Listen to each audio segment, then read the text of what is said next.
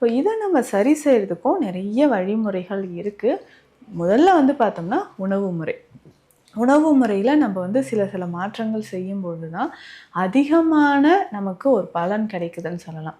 பேசிக்காக கால்சியம் ரொம்ப ரொம்ப முக்கியம்.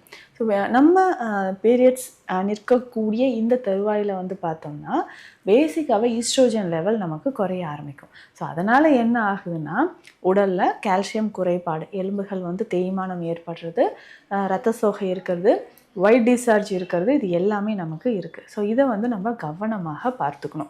ஸோ இதற்கு அடுத்தது வந்து பார்த்தோம்னா வேறு என்ன பிரச்சனை, உணவு முறையில் நம்ம கவனம் செலுத்தி சாப்பிட வேண்டியது அப்படின்னு பார்த்தோம்னா சூப் வகைகளை நிறைய எடுத்துக்கணும். ஸோ அசைவ உணவு சாப்பிட்றவங்களாக இருந்திங்கன்னா மட்டன் சூப் ரொம்ப பெஸ்ட்டாக இருக்கும். இல்லைங்க நம்ம வந்து வெஜிடேரியன், ஸோ வெஜிடேரியன்லேயே எந்த மாதிரியான உணவுகள் எடுக்கிறது நமக்கு சிறந்தது அப்படின்றதும் நம்ம தெரிஞ்சுக்கலாம். ஸோ இந்த வெஜிடபிள்ஸில் வந்து நிறைய வெஜிடபிள்ஸ் எல்லாமே ஒன்றாக சேர்த்து அதை சூப் மாதிரி குடிக்கலாம். இதில் முக்கியமாக முருங்கை பிஞ்சு, இந்த முருங்கை பிஞ்சு அப்படின்னு சொல்கிறது நிறைய சத்துக்கள் வந்து இதில் நிறைஞ்சு இருக்குது. ஸோ முருங்கை பிஞ்சு வந்து கைப்பிடி அளவு போட்டு நம்ம சூப் மாதிரி குடிக்கலாம். அதே மாதிரி முருங்கை பூ, இதுவுமே வந்து ரொம்ப ரொம்ப சிறந்தது.